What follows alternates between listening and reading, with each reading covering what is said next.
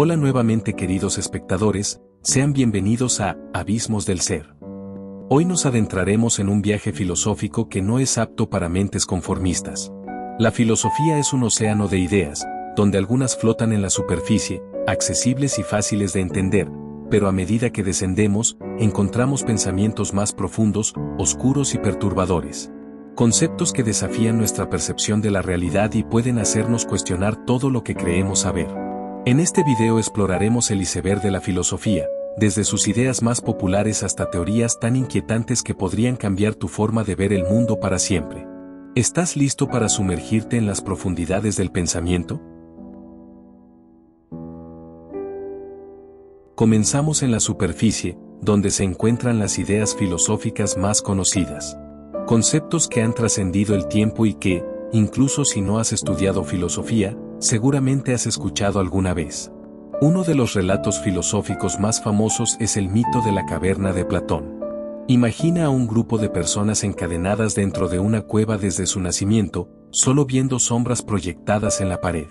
Para ellos, esas sombras son la realidad. Pero, ¿qué pasaría si uno de ellos escapara y descubriera el mundo real? Este mito nos habla sobre la ignorancia, el conocimiento y lo difícil que puede ser aceptar la verdad cuando hemos vivido siempre en la ilusión. Pienso luego existo. René Descartes. Otra frase icónica de la filosofía es cogito, ergo sum, o en español, pienso, luego existo. René Descartes buscaba una verdad absoluta, algo que no pudiera ser negado de ninguna manera. Y descubrió que lo único que podía afirmar con certeza era su propia existencia como ser pensante. Descartes, en su búsqueda de una verdad indudable, se embarcó en un proceso de duda metódica. Dudó de todo lo que podía ser dudado, de sus sentidos, de la realidad del mundo exterior, incluso de la existencia de su propio cuerpo. ¿Cómo puedes dudar de tu existencia si necesitas existir para dudar?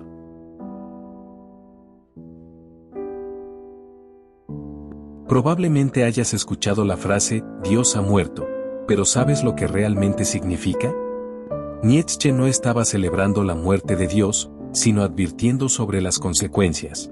La sociedad moderna había dejado atrás las creencias tradicionales, pero sin ellas, ¿qué quedaba para darle sentido a la vida? El peligro, según él, era caer en el nihilismo, donde nada tiene valor ni propósito. La solución de Nietzsche la resume de la siguiente manera. En lugar de aferrarnos a viejas creencias, él proponía que cada individuo creara sus propios valores, convirtiéndose en un Übermensch, superhombre de alguien que da sentido a su propia existencia sin depender de estructuras externas. Dios ha muerto, y nosotros lo hemos matado. La verdadera pregunta es, ¿qué hacemos después de su muerte? Hasta ahora hemos explorado ideas filosóficas que muchos conocen, pero esto es solo el comienzo. A medida que bajamos en el iceberg, las ideas se vuelven más complejas y más inquietantes.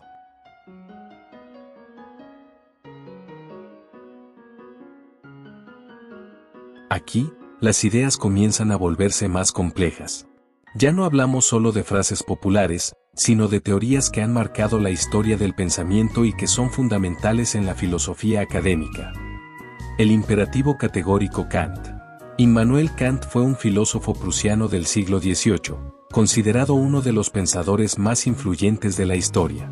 Su filosofía abarca diversos campos, desde la metafísica hasta la ética, y su obra sigue siendo estudiada y debatida en la actualidad. En su Fundamentación de la metafísica de las costumbres, Kant propone el imperativo categórico como el principio supremo de la moralidad. Se trata de una ley moral universal que nos dice cómo debemos actuar. Imagina que cada decisión que tomas se convirtiera en una ley universal. ¿Seguirías actuando igual? Esto es lo que Immanuel Kant propuso con su imperativo categórico, una regla moral que dice que debemos actuar solo de acuerdo con principios que podríamos desear que todos siguieran. En otras palabras, si mentir estuviera bien para ti, ¿qué pasaría si todos mintieran? La ética de Kant nos obliga a pensar en el impacto universal de nuestras acciones.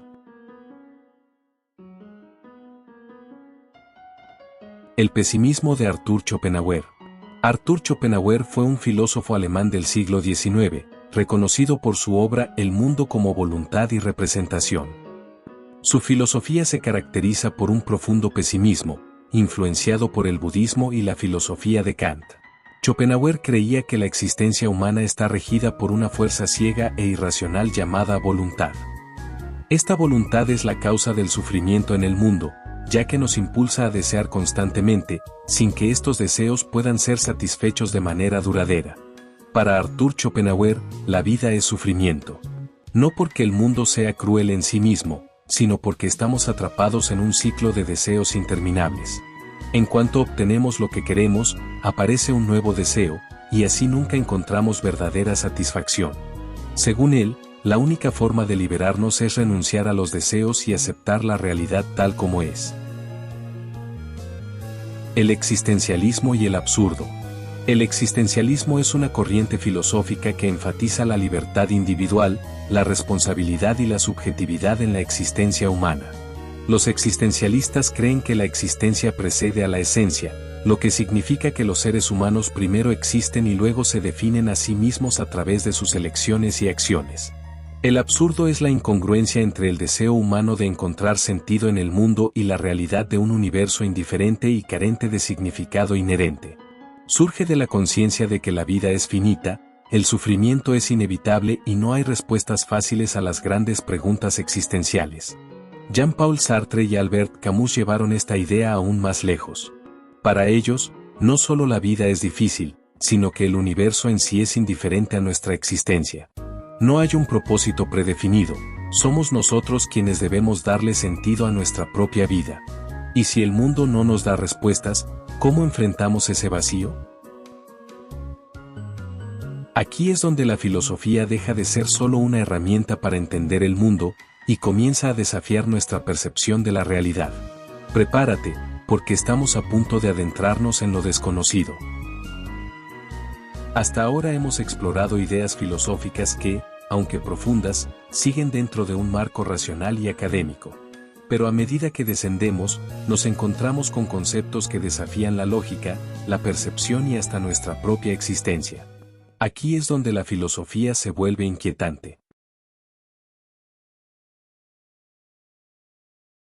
¿El solipsismo, eres el único ser consciente? El solipsismo es una teoría filosófica que afirma que lo único que puede saberse con certeza que existe es la propia mente o conciencia. En otras palabras, el solipsista sostiene que no podemos tener conocimiento de la existencia de otras mentes o del mundo exterior, ya que solo tenemos acceso a nuestras propias experiencias y pensamientos. ¿Cómo sabes que las personas a tu alrededor son realmente conscientes? ¿Cómo puedes demostrar que no son simplemente ilusiones dentro de tu propia mente? El solipsismo es la idea de que solo puedes estar seguro de tu propia existencia, ya que todo lo demás depende de tu percepción. ¿Y si fueras el único ser con conciencia en el universo? La paradoja de Teseo, ¿sigues siendo tú? La paradoja se basa en la leyenda del héroe ateniense Teseo y su barco. Según la leyenda, Teseo regresó de Creta después de matar al Minotauro en un barco. Con el tiempo, a medida que las tablas del barco se pudrían y se reemplazaban, surgió la pregunta de si seguía siendo el mismo barco de Teseo. La paradoja surge porque, si cada parte del barco ha sido reemplazada, ¿podemos seguir diciendo que es el mismo barco? ¿O es un barco nuevo? Si es un barco nuevo, ¿en qué momento se produjo el cambio?